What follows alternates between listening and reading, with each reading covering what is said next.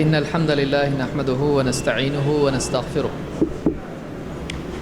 ونعوذ بالله من شرور أنفسنا ومن سيئات أعمالنا من يهده الله فلا مضل له ومن يضلل فلا هادي له وأشهد أن لا إله إلا الله وحده لا شريك له وأشهد أن محمدا عبده ورسوله أما بعد فإن خير الحديث كتاب الله وخير الهدي هدي محمد صلى الله عليه وسلم وشر الأمور محدثاتها وكل محدثة بدعة وكل بدعة ضلالة وكل ضلالة في النار.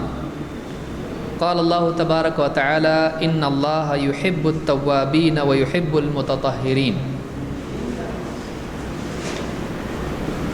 اللہ رب العالمین کی توفیق سے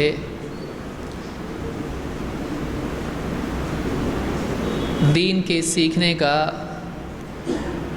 یہ سلسلہ جاری ہوا ہے اور پچھلے دروس کے سلسلے کے بعد ایک نیا کورس آج سے ہم شروع کر رہے ہیں.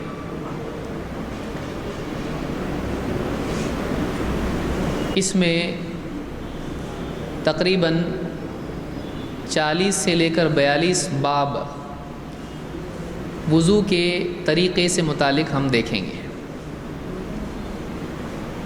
چونکہ دین میں طہارت پاکیزگی کی بہت زیادہ اہمیت ہے، بلکہ حدیث میں اللہ کے نبی صلی اللہ علیہ وسلم نے خود فرمایا الطہور شطر الایمان، طہور آدھا ایمان ہے. اس اعتبار سے یہ بات معلوم ہوتی ہے کہ پاکیزگی کا ایمان سے خاص تعلق ہے. لہذا اس کی اہمیت کے لیے اتنا ہی کافی ہے کہ پاکی طہارت ایمان سے جڑی ہوئی ہے. تو اس کورس میں وضو سے متعلق بعض مسائل جو وضو کے طریقے سے ہی متعلق ہوں گے، یہ ساری دلیلیں کیا ہیں اس کورس میں ہم انشاءاللہ یہ دیکھیں گے. ہم وضو کس سے ٹوٹتا ہے یا کون سے اعمال ہیں جو وضو کے بغیر نہیں کیے جا سکتے ہیں وغیرہ وغیرہ بہت سارے مسائل ہیں. تو اس کورس میں ہم وہ نہیں دیکھیں گے، اس کے لیے ہم مستقل ایک اور کورس کریں گے. اس لیے طہارت ہی کا باب اتنا بڑا ہے کہ اس میں کئی مسائل آتے ہیں. ہم صرف وضو کا طریقہ، چونکہ ہم روزانہ وضو کرتے ہیں لہٰذا وضو کریں تو کیسے وضو کریں، تو یہ طریقہ اس کا قرآن و سنت کی روح سے کیا ہم کو ملتا ہے، یہ طریقہ ہم دیکھیں گے. اس کے بعد نماز کا طریقہ قرآن و سنت کی روشنی میں، یہ ہمارا اگلا کورس ہوگا انشاءاللہ. پھر اس کے بعد آگے اور تفصیلی کورسز ہمارے آگے آئیں گے انشاءاللہ، ہم وہ بھی کریں گے. تو بہرحال اس سے پہلے کہ ہم جو آیت میں نے پڑھی ہے اس کی تفصیل میں جائیں، سب سے پہلے یہ بتائیے کہ طہارت اور وضو ایک ہی ہے یا الگ ہے؟ بہت سارے لوگ سوچ کے آئیں گے ہم سننے کے لیے آئے تھے یا بولنے کے لیے آئے ہیں. ہم نے طہارت اور وضو ایک ہے یا الگ ہے؟ وضو طہارت کا ایک طریقہ ہے یا حصہ ہے؟ ہاں، جوڑی دار پاکی یعنی کیا ہے؟ دونوں ایک ہی ہیں، صحیح. ایک طریقہ ہے کس کا؟ پاک ہونے کا ایک طریقہ ہے. دونوں میں سے کون سا جواب صحیح ہے؟ طہارت کا ایک رکن ہے. اب تیسرا قول اس میں آ رہا ہے. کون طہارت کا ایک رکن ہے؟ وضو. اور دوسرا رکن؟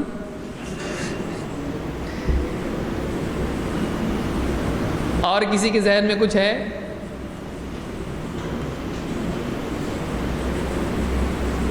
پاک ہونا پاک ہونا دیکھیے یہاں ہم کیوں آئے ہیں؟ آپ جو اتوار کو آتے ہیں یہ منظر اتوار کا نہیں دکھائی دیتا ایسا. یہاں ہم کیوں آئے ہیں؟ دین کو بصیرت کے ساتھ گہرائی کے ساتھ سمجھنا، اور خصوصاً وہ باتیں جو ہم جانتے ہیں ان کو سمجھنا. جو نہیں جانتے ہو تو بات کی بات ہے. بہت ساری باتیں ہم آلریڈی جانتے ہیں، لیکن واقعی تھوڑا سا اگر کھنگالا جائے تو واقعی ہم کو ہی سمجھتا ہے کہ میں جانتا ہوں لیکن اس کو میں سمجھا نہیں ہوں. تو اگر طہارت کا لفظ آئے اور وضو کا لفظ آئے، کیا ان دونوں میں کوئی تعلق ہے؟ نہیں ہے نا؟ نہیں بول رہے لوگ، جیسا پوچھے ویسا بولتے. طہارت اور وضو میں کوئی تعلق ہے کیا؟ ہے نا. کیا تعلق ہے؟ پاکی کا ہے. تو پاکی وضو کا ترجمہ ہے یا طہارت کا؟ طہارت کا ہے. اور وضو کا ترجمہ کیا ہوگا؟ وضو کا کوئی ترجمہ نہیں، اس لیے کہ شریعت میں کوئی بھی آدمی، آپ کیا کرتے ہیں؟ اردو میں بھی بولتے ہیں تو کیا بولتے ہیں؟ وضو کرو بولتے ہیں یا کچھ اور بولتے ہیں؟ تو وہی بولتے ہیں آپ اس کے لیے، کیونکہ شریعت نے اس کے ایک لیے لفظ کیا رکھا ہے؟ وضو. اور طہارت کے معنی پاکیزگی کے ہیں. اب آپ دیکھیے دونوں میں فرق کیا ہے. طہارت زمین کی بھی ہوتی ہے. زمین کیا ہونا چاہیے نماز کے لیے؟ پاک. اسی طرح سے کپڑوں کی ہوتی کہ نہیں ہوتی؟ کپڑے کیا ہونا چاہیے؟ پاک ہونا چاہیے. اسی طرح سے طہارت میں پیشاب سے پاکیزگی بھی ہے کہ نہیں ہے؟ ہے. طہارت میں تیمم آئے گا اور وضو بھی آئے گا. اسی طرح سے پانی پاک ہونا چاہیے. یہ بھی پاکی جو ہے، پانی کی طہارت، پانی کا پاک ہونا، پانی کا وضو کے لائق ہونا، یہ کس باب میں آتا ہے؟ طہارت کے باب میں آتا ہے. اسی لیے اسی طرح کون سی چیز نجس ہے، کون سی چیز پاک ہے؟ جیسے مردار کا گوشت یا اسی طرح سے خون پاک ہے کہ نہیں ہے؟ تو یہ کس سے جڑا ہوا ہے؟ طہارت کے باب میں آئے گا یا وضو کے باب میں آئے گا؟ یا مثلا پیشاب نجس ہے یا پاک ہے، یہ کس باب میں آئے گا؟ وضو کے باب میں آئے گا یا طہارت کے باب میں آئے گا؟ تو طہارت میں اور وضو میں تعلق یہ ہے کہ طہارت ایک بڑا باب ہے، اس کا ایک حصہ، رکن نہیں کہیں گے ہم، ایک حصہ اس کا کیا ہے؟ ایک باب اس کا وضو بھی ہے. سمجھ میں آیا؟ طہارت ایک بڑا سبق ہے جس میں سے ایک حصہ وہ کیا ہے؟ وضو کے بارے میں. جیسے پورا دین ہے، دین میں نماز بھی ہے، دین میں روزہ بھی ہے، تو اسی طرح سے پورا طہارت ایک باب ہے. اس کا ضمنی باب اگر کوئی دیکھا جائے تو کیا ہے؟ وضو. پھر غسل آئے گا، پھر تیمم آئے گا، پھر اس کے بعد پانی پاک ناپاک، کپڑے پاک ناپاک، اور ایسے بہت ساری چیزیں اس میں آئیں گی. سمجھ میں آیا؟ ٹھیک ہے. اب یہ بتائیے کہ وضو اور وضو، بہت سے لوگ کیسا بولتے ہیں؟ میں وضو کر کے آتا ہوں. تو وضو اور وضو دونوں میں آپ نماز پڑھنے کے لیے کیا کرتے ہیں؟ وضو کرتے ہیں یا وضو کرتے ہیں؟ وضو کیوں نہیں کرتے ہیں؟ سنے ہوئے ہیں آپ لوگ اس کا مطلب. دیکھیے عربی زبان میں وضو اور وضو میں فرق ہے، اس لیے کہ آگے حدیثیں آئیں گی جس میں آپ کو معلوم پڑے گا. وضو اس عمل کو کہتے ہیں جس کے ذریعے سے آپ نماز پڑھنے لائق ہو جاتے ہو. آپ جو کلی کرتے ہو، چہرہ دھوتے ہو، ہاتھ دھوت کے سب مسح وغیرہ کر کے، پاؤں دھو کے، اب آپ کھڑے ہو گئے، اب آپ نماز پڑھنے کے لیے جا رہے ہیں. تو وہ عمل جو آپ کرتے ہو نماز کے لیے تیار ہونے کے لیے، اس عمل کا نام کیا ہے؟ وضو. وضو نہیں، وضو، اس کا نام ہے وضو. یعنی واو کے ضمہ کے ساتھ میں پیش، جس کو ہم کہتے ہیں.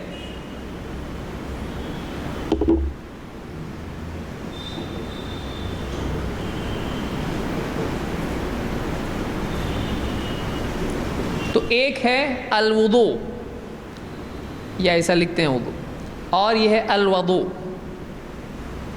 دیکھنے میں دونوں کا فوٹو ایک جیسے دکھائی دے رہا ہے، تھوڑا سا فرق ہے. یہاں پر کیا ہے؟ اس میں اس کو کہتے ہیں پیش یا ضمہ. یا یہ کیا ہے؟ فتحہ یا زبر، جزم نہیں زبر. تو اس کے کیا معنی ہے اور اس کے کیا معنی ہے؟ یہ عمل ہے اور یہ پانی ہے. جو کام آپ کرتے ہو اس کام کا نام کیا ہے؟ اس عمل کا نام وضو ہے. یعنی آپ وضو کرتے ہو نماز کے لیے، لیکن آپ وضو کس چیز سے کرتے؟ مٹی سے. وضو کس چیز سے کیا جاتا ہے؟ پانی سے. تو اس پانی کو کیا کہتے ہیں؟ الوضو. تو وہ پانی جس سے وضو کیا جاتا ہے اس کو کیا کہتے ہیں؟ الوضو. ٹھیک ہے. تو وضو سے کیا کرتے ہیں؟ وضو سے وضو کرتے ہیں. لیکن عام طور سے اس سے کوئی گناہ نہیں ہوتا اگر آدمی وضو کہہ دے تو. آپ دیکھو اتنا اتنے سالوں سے میں گناہ گار تھا، میں وضو بولتا تھا. وہ کوئی گناہ نہیں ہے، عربی زبان ہے. کسی کو بولنا اگر نہیں آتا ہے کوئی مسئلہ نہیں ہے. تو وضو اور وضو میں فرق یہ ہے کہ وضو اس پانی کو کہتے ہیں جس سے ہم وضو کرتے ہیں، اور وضو وہ عمل ہے جس سے ہم نماز کے لیے تیار ہوتے ہیں. بہرحال تو ہم وضو کے بھی مسائل دیکھیں گے، اور آئندہ دروس میں ہم وضو کے بھی مسائل دیکھیں گے کہ اس کے لیے پانی کیسا ہونا چاہیے. پانی میں اگر صابن گر گیا تو پھر وہ وضو کے لائق رہتا ہے کہ نہیں رہتا ہے؟ سوال ہے. پانی میں اگر بلی آ کے منہ ڈال دے تو، کتا آ کے منہ ڈال دے تو، یا پانی میں ایک آدمی نیند سے اٹھ کے ہاتھ ڈال دے تو، یا اگر آدمی نے کلی کی اور وہ کلی پانی میں چلے گئی تو، ہے نا مستعمل پانی اس کو کہتے ہیں. یا ایک پانی میں کسی نے وضو کر لیا ہو اور اس بچا ہوا پانی ہے اس میں وضو کر سکتے ہیں؟ ہاں نہیں. یا ایک حائضہ نے اس میں ہاتھ ڈال دیا اور اس سے وضو. سارا دین، ہمارا دین بہت عمدہ دین ہے. اتنا سب اس میں ہے. ابھی تو پانی پہ ہم لوگ ہیں. اتنے سارے مسائل. اسی لیے محدثین نے اپنی سنن کی ابتدا جب کی ہے تو انہوں نے سب سے پہلے کتاب الطہارہ یہ سارے ابواب انہوں نے قائم کیے. اس میں یہ جو درس ہم آج دیکھ رہے ہیں، جو آج شروع کر رہے ہیں، اس کا مقصود کیا ہے؟ بنیادی طور پر اس میں 3 ہمارے مقاصد ہیں. نمبر 1، ہم کو وضو کا طریقہ ہے، کیسے وضو کیا جاتا ہے. نمبر 2، اس میں ان لوگوں کی آنکھیں کھلیں اور ان لوگوں کو واقعی یہ بات معلوم ہو کہ جو لوگ یہ سمجھتے ہیں قرآن حدیث میں سب نہیں ہے، ہم کو امام کی یا فلاں کی بات ماننا چاہیے، ان لوگوں کو یہ معلوم ہو کہ باقی دین تو بہت دور کی بات ہے. ابھی تو صرف وضو کا طریقہ ہے، اس میں اتنی ساری چیزیں ہم کو ملتی ہیں جو نبی صلی اللہ علیہ وسلم سے ملتی ہیں لیکن امام صاحب رحمۃ اللہ علیہ سے نہیں ملتی ہیں. کوئی آدمی، ہمارا یہ کہنا ہے، دیکھیے چاروں امام سر آنکھوں پر قابل احترام ہیں، ہم ان سے محبت بھی کرنا چاہیے، وہ اہل علم تھے. لیکن جو بات ہم اس درس میں یا دوسرے دروس میں اللہ کے نبی صلی اللہ علیہ وسلم سے ثابت کر رہے ہیں کہ دیکھیے اللہ کے نبی صلی اللہ علیہ وسلم نے کیا، یہ اللہ کے نبی صلی اللہ علیہ وسلم نے کیا. کوئی آدمی اگر یہ کہتا ہے حدیث میں سب نہیں رہتا اس لیے امام کے پاس جانا پڑتا ہے، ٹھیک ہے، امام سے استفادہ کرنا اپنی جگہ درست ہے، لیکن یہ کہنا کہ حدیث میں نہیں ملتا ہے لہٰذا ہم کو حدیث دیکھنا بھی نہیں چاہیے، اب امام ہی کی بات ماننا چاہیے، غلط بات ہے. اجتہاد کے ہم بھی قائل ہیں، اجماع اور قیاس کے ہم بھی قائل ہیں، لیکن اجماع وہ جو ثابت ہو اور قیاس وہ جو قیاس شرعی ہو، قیاس صحیح ہو، نصوص سے ٹکراتا نہیں ہو. لیکن ہم یہ کہہ رہے ہیں، اور اس درس سے ہمارا ایک مقصود یہ بھی ہے کہ ہر آدمی جو ان احادیث کو دیکھے اس کو یہ بات محسوس ہو کہ وضو کے بارے میں اتنی باتیں حدیث میں ہیں. یعنی اللہ کے نبی صلی اللہ علیہ وسلم نے اتنا زیادہ ہم کو سکھایا، اور صحابہ نے اللہ کے رسول صلی اللہ علیہ وسلم کی ایک ایک بات اتنی باریکی کے ساتھ محفوظ رکھی کہ وضو کا طریقہ اتنا تفصیل سے ہم کو مل رہا ہے. باقی دین تو بہت آگے کی چیز ہے. تو پہلا مقصود یہ ہے کہ وضو کا طریقہ ہم کو ملے. دوسرا مقصود یہ ہے کہ یہ احساس پیدا ہو اور یہ شکر کا جذبہ پیدا ہو، احسان مندی کا جذبہ پیدا ہو اللہ کے لیے خصوصاً، اور طبعاً اللہ کے نبی صلی اللہ علیہ وسلم کے لیے. اس لیے کہ جو مخلوق کا شکر نہ مانے وہ خالق کا بھی شکر نہیں مانتا ہے. جو لوگوں کا شکر نہ کرے اس نے اللہ کا بھی شکر نہیں کیا. اللہ کے نبی صلی اللہ علیہ وسلم نے یہ ساری چیزیں ہم کو سکھائیں. وضو کا طریقہ ہم کو سکھایا اور آپ کا طریقہ دیکھ کر سن کر سیکھ کر صحابہ نے امت کو پہنچا ہے. تو ایک احسان مندی کا جذبہ پیدا ہو کہ ہم کو اللہ نے کیسا نبی عطا فرمایا ہے جس نے ایک ایک چھوٹی چھوٹی چیز کر کے ہم کو سکھائی. کیسے صحابہ اللہ کے نبی صلی اللہ علیہ وسلم کے اطراف جوڑ دیے جنہوں نے آپ کی ہر ادا کو دیکھا اور اس کو ضائع نہیں کیا بلکہ ہم تک پہنچا ہے. ایک مقصود اس میں یہ بھی ہے. تیسرا مقصود اس میں یہ ہے کہ ہم کو یہ بھی بات سمجھ میں آئے کہ احادیث سے کیسے معنی اخذ کیے جاتے ہیں, مسائل کیسے اس سے لیے جاتے ہیں. تو یہ 3 مقصود ہیں, یاد رہے گا. یہ کون بتائے گا اس کو؟ نمبر 1, کچھ لوگ نیچے دیکھ رہے ہیں, اب پکڑنے کا ٹائم آ گیا ابھی. پہلے کون بتائے گا؟ نمبر 1, اس کورس سے کوئی آدمی سوچے گا ایک ہی چیپٹر اس کے اندر وضو اور کچھ بھی نہیں. آگے بہت آ رہا ہے ابھی, لیکن اب اس میں مقصود ہمارا کیا ہے؟ 3 مقصود بنیادی طور پر ہیں. کیا ہے وہ؟ نمبر 1, سب سے آسان, وضو کا طریقہ ہم کو معلوم ہو. صحیح ہے, وضو کا طریقہ تو ایک وضو کا طریقہ ہم کو معلوم ہے. نمبر 2, سب ایک ساتھ بول رہے, کون بتائے گا؟ اور معلوم بھی نہیں پڑتا کون کیا بول رہا ہے. آدمی ایسا بولتا ہے ایسا میں بول رہا دکھ رہا ان کو, لیکن کیا بول رہا سمجھ میں نہیں آنا چاہیے. بھیڑ میں نہیں بولنا. آپ کوئی ایک بتائے گا یہاں سے؟ تو یہ احساس پیدا ہو. قرآن و سنت میں تو ہے ہی ہے, لیکن کیا سب کو یہ احساس ہے اس چیز کا کہ واقعی دین میں ایک ایک باریک چیز موجود ہے؟ یہ احساس ہمارے ایمان کو کیا کرتا ہے؟ بڑھاتا ہے. احسان مندی, اللہ کا احسان ہم کو محسوس ہوتا ہے کہ آپ بتائیے دوسرے دینوں میں ایسا ہے؟ آپ عیسائیت کو دیکھیے, کچھ بھی نہیں ہے ایسا. کیسے پاک ہونا چاہیے, کیسے پانی رکھنا چاہیے, کیسے پانی لینا چاہیے, نہیں ہے تفصیل اس کی. تو یہ شکر کا جذبہ پیدا ہو اللہ کے لیے اور احسان مندی کا احساس ہو نبی صلی اللہ علیہ وسلم اور صحابہ کے لیے, اور پھر اہل علم کا وہ سلسلہ جنہوں نے اس کو محفوظ کر کے ہم تک پہنچایا. اور احساس یہ پیدا ہو کہ آج بھی حدیث قابل عمل ہے. بہت سارے لوگوں نے حدیث کو کیا کر دیا ہے؟ برکت کے لیے پڑھی جانی. اور جب تم کو سب مسئلے مسائل مل رہے تو حدیث پڑھنے کی ضرورت کیا؟ تو ہم کو حدیث پڑھنے کی ضرورت آج ہے کہ نہیں ہے؟ اگر کچھ بھی نہ ہو حدیث میں, اتنا تو ہے کہ نبی صلی اللہ علیہ وسلم کی بات جب بھی پڑھے گا, عن ابی ہریرہ رضی اللہ عنہ قال رسول اللہ صلی اللہ علیہ وسلم تو آئے گا کہ نہیں آئے گا؟ مسئلے مسائل میں آتا نہیں آتا. علماء نے کہا کہ حدیث کے لیے اگر کچھ نہیں ملتا ہے اس کو, صرف حدیث پڑھنے سے نبی پر درود پڑھنے کی توفیق تو ملتی ہے اللہ کے بندے کو. اتنا بھی بہت ہے. صرف پڑھ رہا ہو تو اس میں پڑھنے میں بھی کیا ہوتا ہے؟ کم سے کم اللہ کے نبی صلی اللہ علیہ وسلم پر درود پڑھنے کی توفیق ایک انسان کو ملتی ہے, اور علم کے نقل کرنے کی توفیق اس کو ملتی ہے. بہرحال یہ دوسرا فائدہ. تیسرا,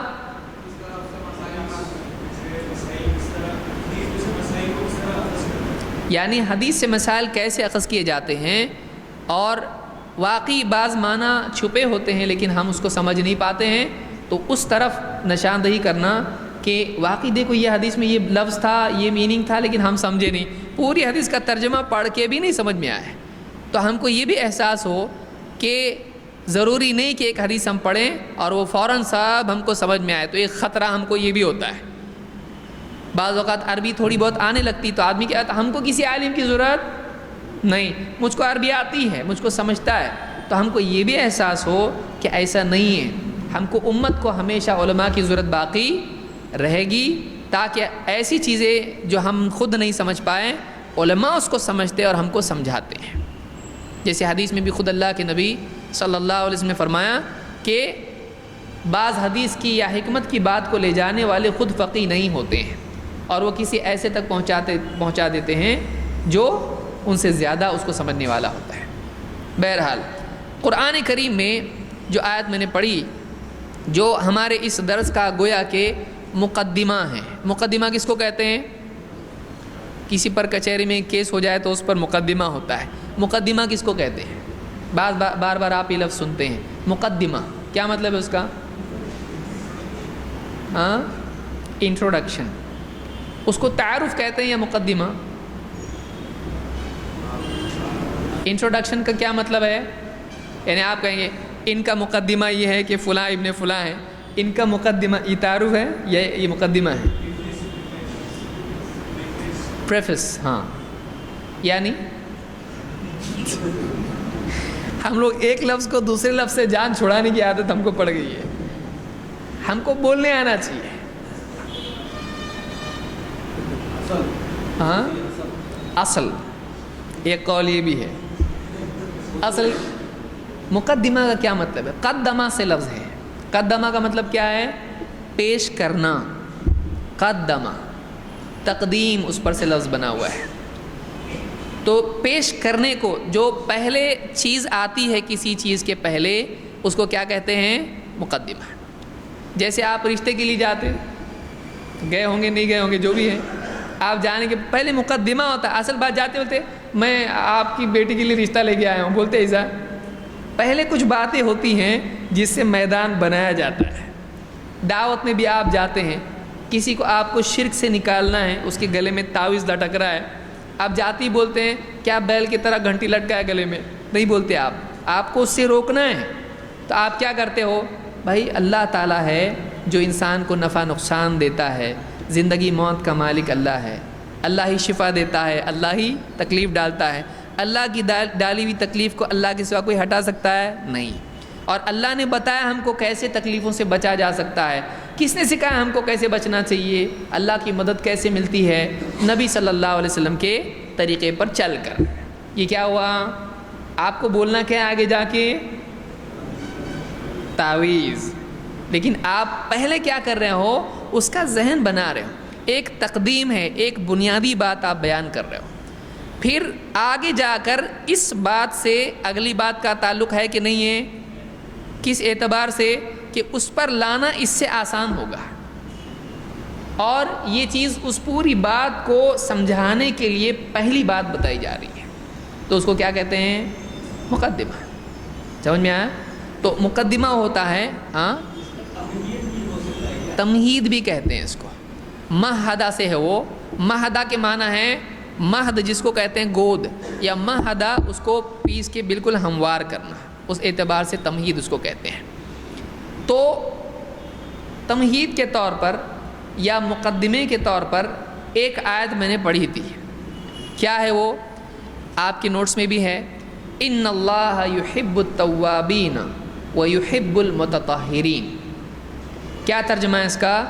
اللہ تعالیٰ توبہ کرنے والوں کو پسند کرتا ہے اور خوب پاکی حاصل کرنے والوں کو پسند کرتا ہے. اس آیت سے دو باتیں معلوم ہوئی. اللہ تعالیٰ کچھ بندوں کو پسند کرتا ہے. یحب پسند کرنا، محبت کرنا، چاہنا. دو قسم کے لوگ یہاں پر بیان کیے ہوئے ہیں. کون ہیں؟ پہلا توبہ کرنے والے، نمبر دو پاکی حاصل کرنے والے. جوڑی کیوں ایسی؟ یہ دوسرا کیوں نہیں؟ نماز پڑھنے والوں کو اور توبہ کرنے والوں کو پسند کرتا ہے، ایسا کیوں نہیں؟ توبہ اور پاکی دو کیوں؟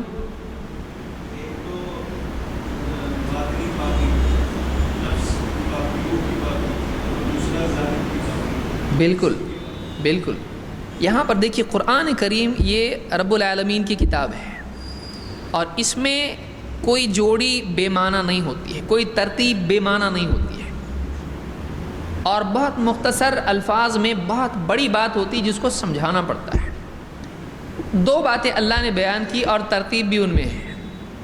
نمبر ایک، اللہ تعالیٰ نے پہلے تو یہ بتا دیا ان اللہ یحب، اللہ محبت کرتا ہے. اللہ نے بتا دیا اللہ فلاں سے محبت کرتا ہے، تاکہ دوسرے بندے اگر چاہیں کہ اللہ ان سے محبت کرے تو ان کو وہ چیز کرنا آسان ہو جائے. کہ کوئی عمل کرنے کے لیے ایک آدمی کو سبب ہونا چاہیے. ایک آدمی جاب پہ جا رہا ہے، ایک آدمی کھانا کھا رہا ہے، ایک آدمی کچھ اور کر رہا ہے، اس کا موٹیو ہوتا ہے، وہ اس کا ایک مقصد ہوتا ہے میں کیوں کروں بھائی، یہ اس کا کچھ نہ کچھ اس میں ہوتا ہے، تب آدمی کرتا ہے. اللہ تعالیٰ قرآن کریم میں بتاتا ہے کہ تم یہ کیوں کرو. اللہ نے یہاں بتایا اللہ محبت کرتا ہے ایسے بندوں سے جو دو کام کرتے ہیں. نمبر ایک التواب. عربی زبان میں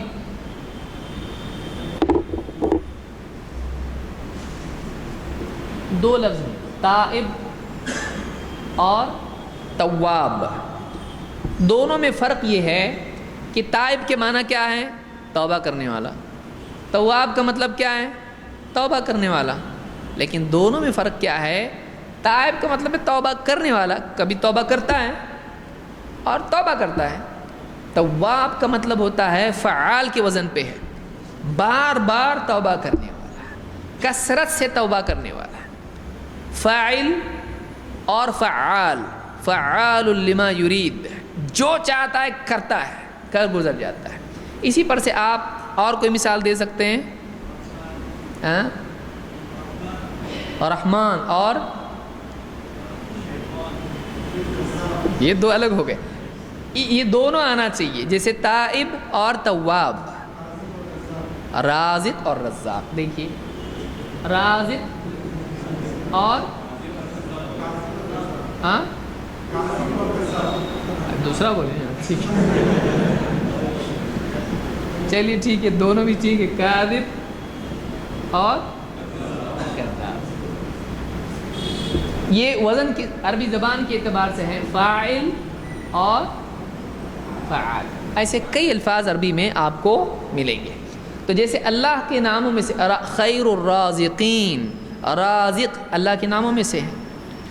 ان اللہ هو الرزاق ذو القوة المتین، الرزاق بھی ہے. تو رازق اور رزاق دونوں بھی کیا ہیں؟ اللہ کے ناموں میں سے ہے. لیکن رازق کی قوت کیا ہے؟ بار بار رزق دینے والا، خوب کثرت سے رزق دینے والا.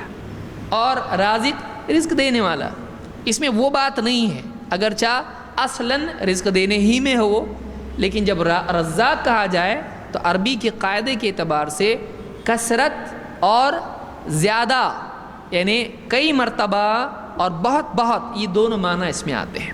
سمجھ میں آیا؟ تو اب ہم کون سا لفظ دیکھ رہے ہیں؟ تواب.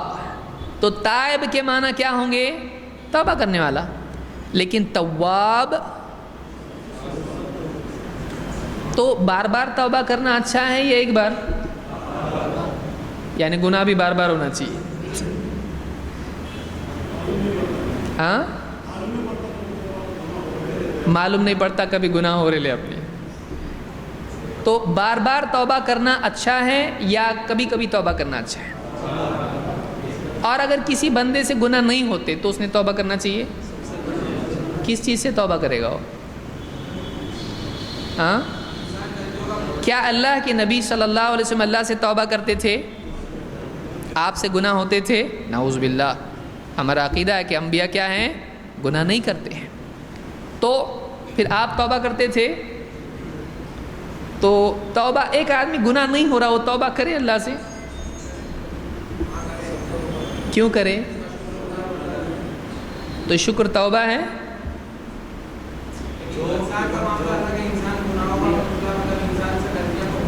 کیا انسان گناہوں کا پتلا ہے؟ کیا مٹی کا پتلا ہے؟ انسان گناہوں کا پتلا ہے، قاعدتاً یہ صحیح نہیں ہے. اس لیے کہ انسان سے گناہ ہوتے ہیں، لیکن انسان کو اللہ تعالیٰ نے کیسا پیدا کیا ہے؟ فطرت پر پیدا کیا. کیا پیدا ہونے والا انسان گناہ پر ہوتا ہے؟ نہیں.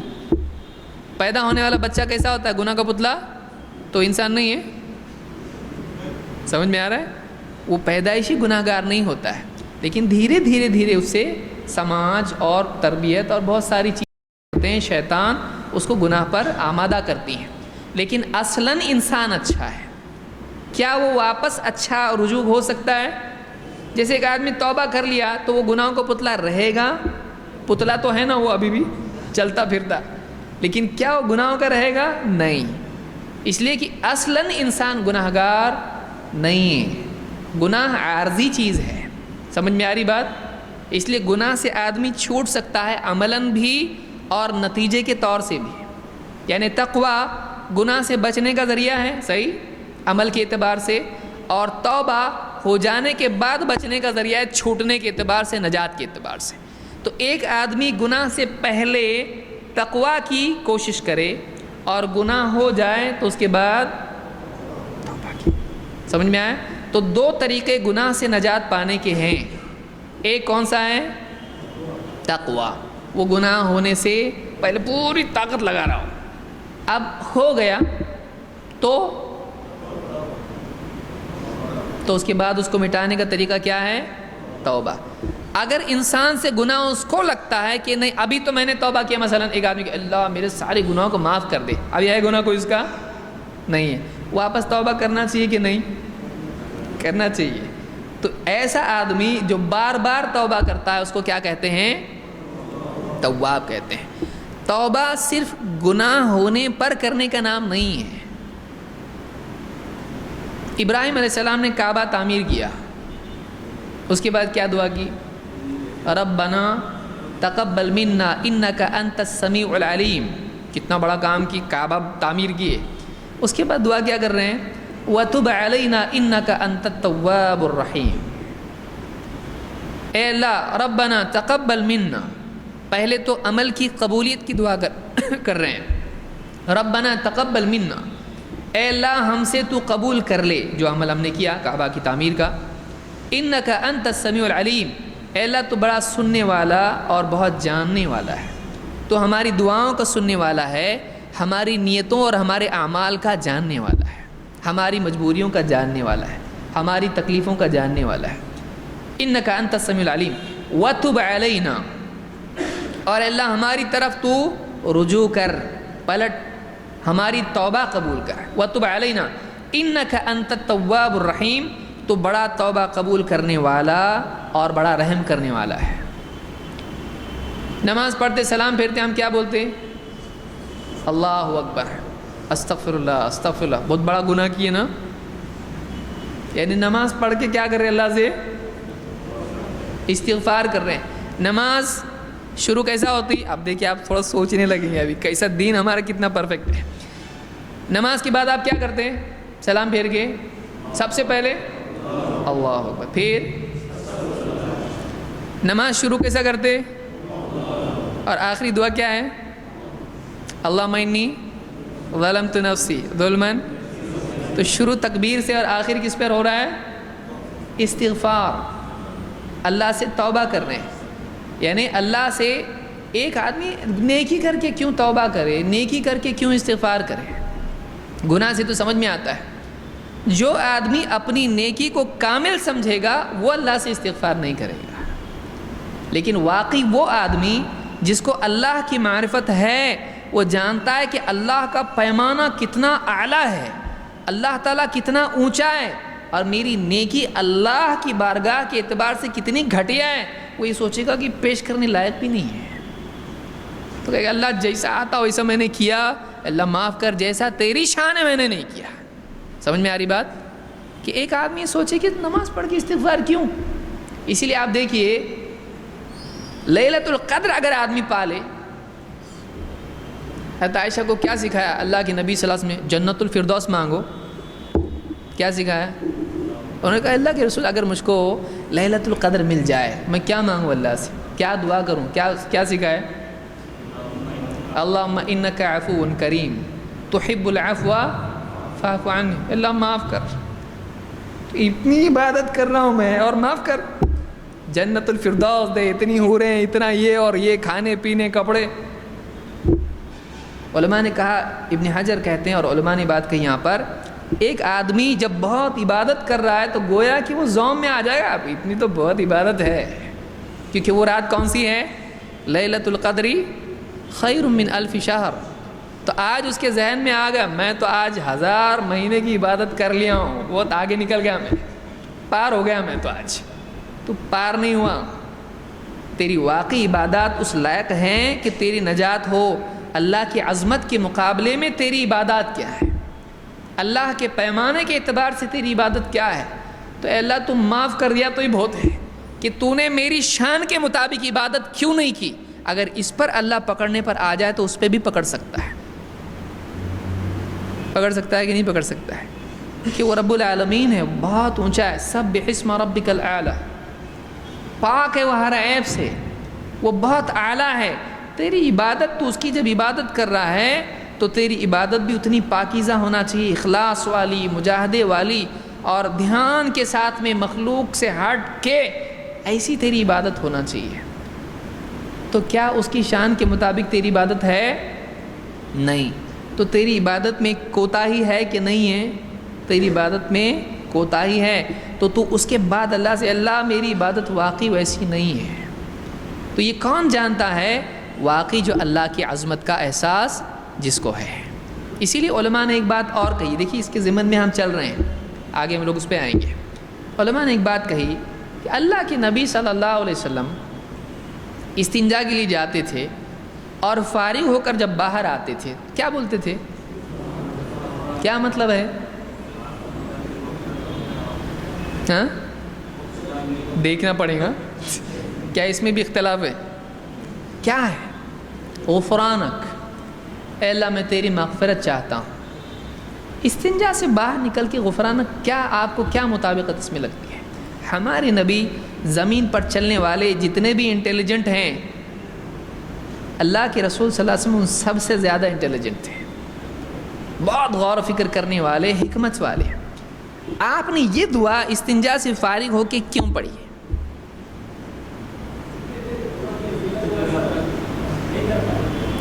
دو باتیں علماء نے یہاں پر کہی، صحیح بالکل۔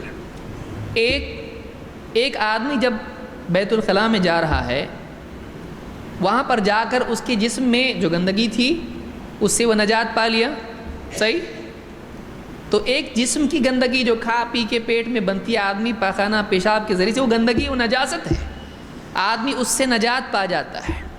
لیکن کیا واقعی یہ گندگی جہنم میں لے جانے والی ہے؟ دوسری کون سی گندگی ہے جو جہنم میں لے جاتی ہے؟ جو اللہ سے دور کرتی ہے بندے کو۔ کون سی گندگی ہے؟ وہ گناہوں کی گندگی ہے، وہ گناہوں کی آلودگی ہے، وہ گناہوں کی نجاست ہے، جو ایک آدمی کے دل پر دنیا میں لگ جاتی ہے تو دل پر دھبا بن جاتی ہے، اور اعمال نامے میں جب لگ جاتی ہے تو اس کو برباد کرنے کا ذریعہ بنتی ہے۔ وہ اللہ اور اس کے بندے کے بیچ میں پردہ بن جاتی ہے، وہ گندگی ہے۔ جیسے اللہ نے قرآن کریم میں فرمایا، کلا بل ران علی قلوبہم ما کانوا یکسبون کلا انہم عن ربہم یومئذ لمحجوبون۔ ہرگز نہیں، ان کی بد اعمالی کی وجہ سے ان کے دلوں پر زنگ لگ گیا۔ معلوم ہوا گناہوں کا دل پر اثر ہوتا ہے، دل پر دھبا لگتا ہے۔ جیسے آدمی کی نجاست کپڑے پر جب لگ جاتی ہے، آدمی بولتا ہے جلدی سے دھو لو، اس کو گندا لگا ہے۔ کپڑوں پر نجاست لگتی ہے، کپڑے کیا ہو جاتے ہیں؟ ناپاک، نجس، اس کو دھونا پڑے گا، اس میں نماز نہیں ہوتی ہے۔ لیکن اس سے زیادہ بچانے کی چیز کیا ہے؟ آدمی کا دل، جس میں ایمان رہتا ہے، جس میں تقویٰ رہتا ہے، جس میں اللہ کی محبت رہتی ہے، جس میں اللہ کا یقین، جس میں رسول کی محبت، جس میں اللہ پر توکل و اعتماد رہتا ہے، جس میں اللہ سے امید رہتی ہے۔ یہ زیادہ بچانے کی جگہ ہے۔ اب اس پر دھبا لگ جاتا ہے کب؟ جب آدمی گناہ کرتا ہے۔ تو ایک نجاست جسمانی اعتبار سے ہے، جو پیشاب پاخانے کی صورت میں آدمی کے جسم سے خارج ہو جاتی، وہ فری ہو جاتا ہے اس سے۔ اگر وہ اندر ہی رہے، باہر نہ نکلے، مر جائے گا، ہلاک ہو جائے گا۔ اس سے نجات پا کر آدمی کو احساس ہوتا ہے کہ بچ گیا، میں ایک دم صاف ہو گیا ابھی۔ لیکن ایک دوسری چیز ہے جو آدمی کو جس سے بچنا، پاک ہونا، صاف ہونا، نجات پانا ضروری ہے، وہ کیا ہے؟ گناہ۔ تو آپ باہر آ کر اللہ کے نبی صلی اللہ علیہ وسلم کو احساس ہوتا تھا کہ کوئی ایک چیز اور بھی ہے جس سے نجات پانا ضروری ہے، وہ کیا ہے؟ آدمی کے گناہ۔ آپ کے گناہ ہوتے نہیں تھے، لیکن جو جتنا نیک ہوتا ہے اتنا اپنے آپ کو گناہ گار سمجھتا ہے۔ سمجھ میں آ رہی بات؟ کوئی آدمی اس سے دلیل لینا شروع کہ نبیوں کے بھی گناہ ہوتے، نعوذ باللہ، یہ جاہل ہے۔ جتنا نیک آدمی ہوتا ہے، جتنا اللہ تعالیٰ کو پہچاننے والا ہوتا ہے، اتنا زیادہ اس کو احساس ہوتا ہے کہ نہیں، میں ویسا نہیں ہوں جیسا مجھ کو ہونا چاہیے۔ یہ اللہ تعالیٰ کی معرفت اور اپنی عبدیت کے جذبے کے تحت نکلنے والے کلمات ہیں کہ اللہ میں ویسا نہیں ہوں جیسا ہونا چاہیے۔ جیسے اللہ کے نبی صلی اللہ علیہ وسلم سجدے میں کیا کہہ رہے ہیں؟ لا احصی ثناء علیک انت کما اثنیت علی نفسک، اے اللہ میں تیری حمد کا حق ادا نہیں کر سکتا، میں تیری تعریف کا حق ادا نہیں کر سکتا۔ تو واقعی ویسا ہے جیسا تو نے اپنی تعریف کی ہے، کہ جب واقعی بندہ تقویٰ کے اعلیٰ مراتب کو پاتا ہے، اس کو اپنی عبادات میں بھی کوتاہی دکھائی دینے لگتی ہے۔ اس کو یاد رکھیے زندگی بھر۔ ایک عام آدمی نیکی کر کے بہت خوش ہوتا ہے، میں نے نیکی کی، لیکن ایک واقعی متقی بندہ جو اللہ سے اور زیادہ قریب ہو، اس کو نیکی کرنے کے بعد بھی احساس رہتا ہے کہ واقعی میں نے ویسی نیکی نہیں کی جیسا اللہ کی شان اور اللہ کی ذات کا حق ہے کہ کرنا چاہیے تھا۔ لہٰذا اللہ کے نبی صلی اللہ علیہ وسلم یہ کلمات کہتے تھے۔ یہ پہلی بات ہے۔ دوسری بات یہ، ابن حجر نے یہ بھی بات کہی ہے کہ اللہ کے رسول صلی اللہ علیہ وسلم کی عادت کیا تھی؟ آپ ہر حال میں اللہ کا ذکر کرتے تھے۔ جیسے حضرت عائشہ فرماتی ہیں کان یذکر اللہ تعالی علی کل احیانہ، اللہ کے نبی صلی اللہ علیہ وسلم تمام اوقات میں اللہ کا ذکر کرتے تھے۔ آپ دیکھیے اسی لیے مسنون دعائیں جو ہم پڑھتے ہیں، کپڑے پہنتے وقت، کھاتے وقت، پیتے وقت، یہ کرتے وقت میں مستقلاً آپ کے اوقات ذکر سے معمور تھے، اللہ کی یاد سے معمور تھے۔ یہاں تک کہ حضرت عائشہ حیض کی حالت میں ہیں اور ان کی گود میں سر رکھ کے بھی اللہ کے نبی صلی اللہ علیہ وسلم کیا پڑھتے تھے؟ قرآن۔ یعنی ان حالات میں بھی، بیوی سے قرب کے حالات میں بھی اللہ کا کلام آپ پڑھتے تھے۔ تو آپ کی زندگی ذکر سے بھری ہوئی تھی۔ لیکن اب یہ ایک ایسی حالت ہے کہ اس میں آپ کو کیا کرنا پڑتا تھا؟ ذکر سے بیت الخلاء میں ذکر کر سکتے ہیں، وہاں نہیں کر سکتے ہیں۔ تو اس کو بھی آپ میری حاجت کی وجہ سے میں اللہ کی عبادت سے رک رہا ہوں۔ کس وجہ سے رک رہا ہوں؟ میری ضرورت کی وجہ سے، ایک مجبوری کی وجہ سے میں رک رہا ہوں۔ تو آپ اس کو بھی اپنی تقصیر میں شمار کرتے تھے، میری کوتاہی ہے، یہ میری وجہ سے، میرے اندر ایک کمی ہے جس کی وجہ سے میں اللہ کا ذکر نہیں کر سکتا۔ آپ اس کو بھی کوتاہی شمار کر کے اللہ میری مغفرت کر دے، اس کا جو ہے اپنی اس تقصیر پر اللہ سے مغفرت چاہتے تھے۔ تو معلوم یہ ہوا کہ واقعی وہ بندہ جو اللہ سے توبہ و استغفار کرتا ہے، اللہ کو یہ بہت پسند ہے، اس کے گناہ ہوں یا نہ ہوں، اللہ کو توبہ کرنا ہی بندے کا بہت پسند ہے۔ اللہ سے کوتاہی پر مغفرت اور معافی مانگنا ہی اللہ کو بہت زیادہ پسند ہے، کیونکہ بندہ جب اپنے آپ کو کامل سمجھتا ہے تو یہ اس کے نقص کی ابتدا ہوتی ہے۔ صحیح ہے؟ ایک آدمی اپنے آپ کو میں پرفیکٹ ہوں، میرے اندر کوئی کمی نہیں ہے، یہ سوچ ہی خود کمی ہے۔ واقعی کامل وہ بندہ ہے، کمال کی طرف بڑھنے والا بندہ وہ ہے جو یہ سمجھے کہ میں ویسا نہیں جیسا مجھ کو ہونا چاہیے۔ یہ سارے صحابہ کی زندگی میں آپ کو ملے گا، یہ نبیوں میں آپ کو ملے گا۔ کمال کے وسائل میں سے اپنے کمال کی نفی، کیونکہ کامل اگر ہے، ایک ذات ہے جو کامل ہے، جو کوئی عیب نہیں ہے۔ اسی لیے سجدے میں جب آدمی جاتا ہے تو کیا کہتا ہے؟ سبحان ربی الاعلی، پاک ہے وہ ذات تمام عیوب سے، جو اعلیٰ ہے سب سے، اپنی ذات کے اعتبار سے بھی اور صفات کے اعتبار سے۔ ذات کے اعتبار سے بھی وہ اوپر ہے، اور صفات کے اعتبار سے بھی اس کی ساری صفات سب سے اعلیٰ ہے، اس کا علم سب سے اعلیٰ ہے۔ بندوں کے مقابلے میں، بندے مقابلے میں بھی نہیں رکھ سکتے اس کو۔ تو اپنی کمی کا احساس یہ بندے کو ہونا اس کے لیے خیر ہے۔ لہٰذا اللہ تعالیٰ فرماتا ہے ان اللہ یحب التوابین و یحب المتطہرین۔ دو طہارتیں ہیں، طہارت کے دو طریقے ہیں، اور دو آلودگی، نجاست، گندگیاں ہیں۔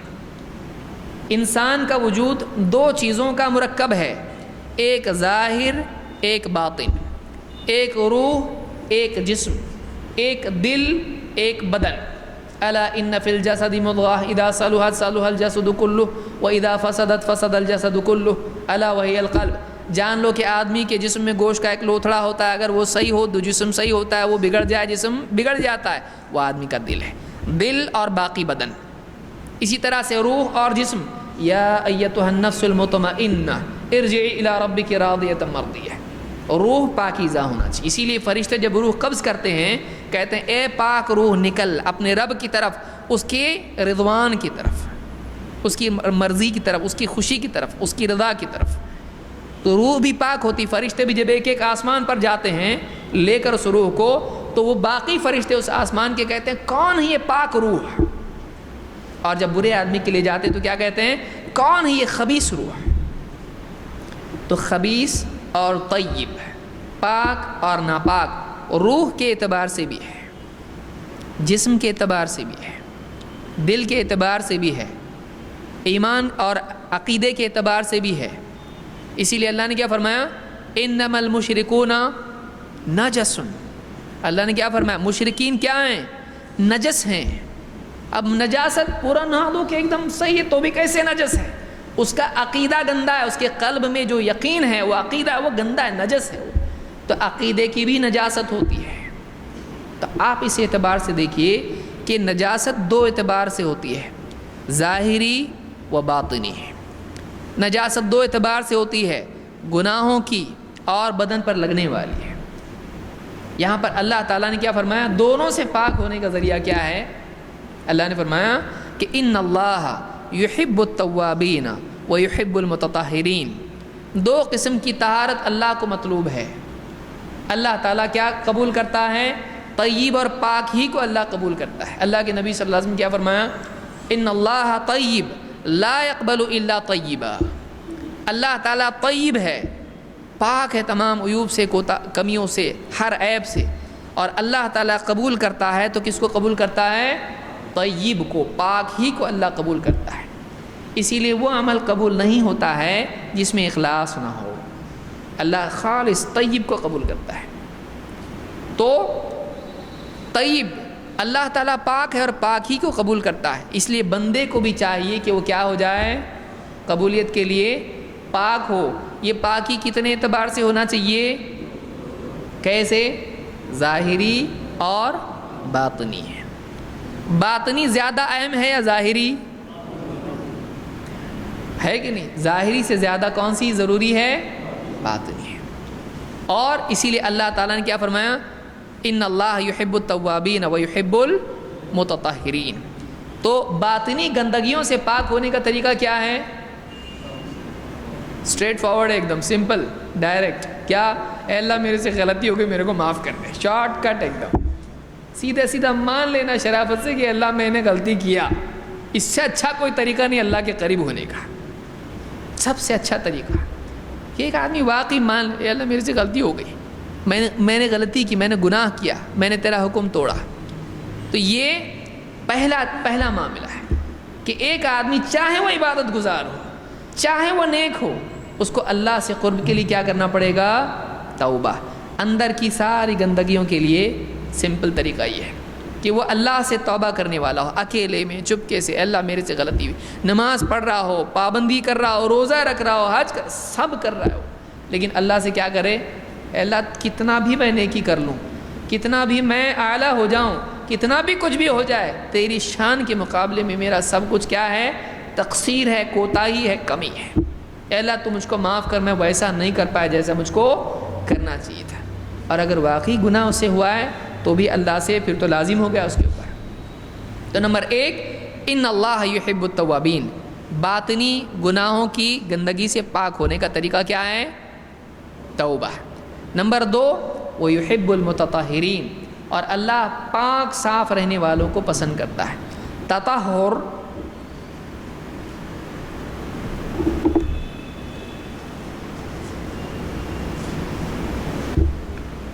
متطہرین.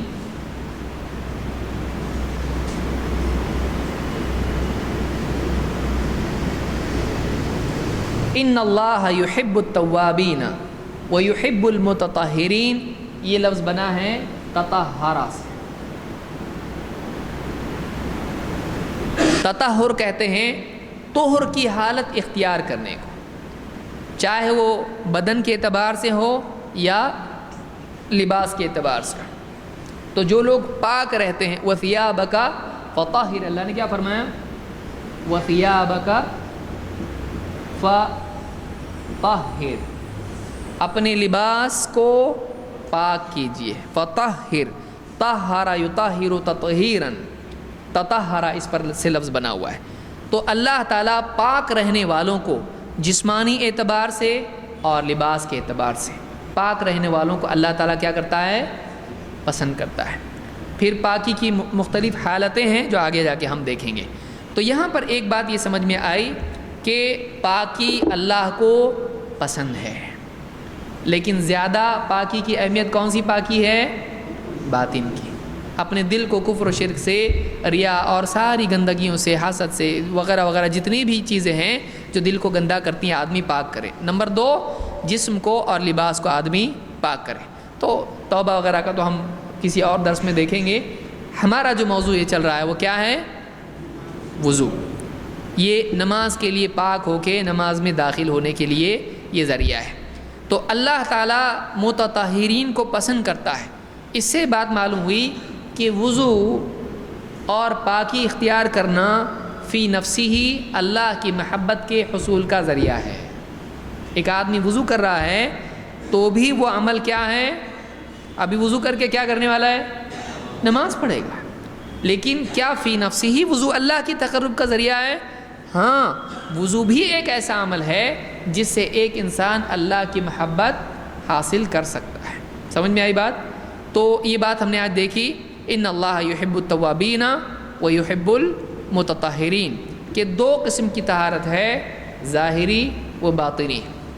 اللہ تعالیٰ نے اس آیت میں باطنی پاکی کو، گناہوں سے پاکی کو مقدم رکھا، اس لیے کہ یہ زیادہ سنگین معاملہ ہے، زیادہ اس کی ضرورت ہے کہ ایک آدمی اپنے باطن کو پاک کرے۔ اس کا طریقہ کیا ہے؟ توبہ کے ذریعے سے، گناہوں کی گندگی سے پاک ہونے کا ذریعہ۔ کوئی صابن آج تک ایسا انوینٹ ہوا ہے، یہ نیا صابن ہے، اسلامی صابن، اس کے ذریعے سے آدمی گناہوں کو دھو کے ایک دم پاک چکا چک چمکتا ہوا نکلتا ہے؟ ایسا ہے کچھ؟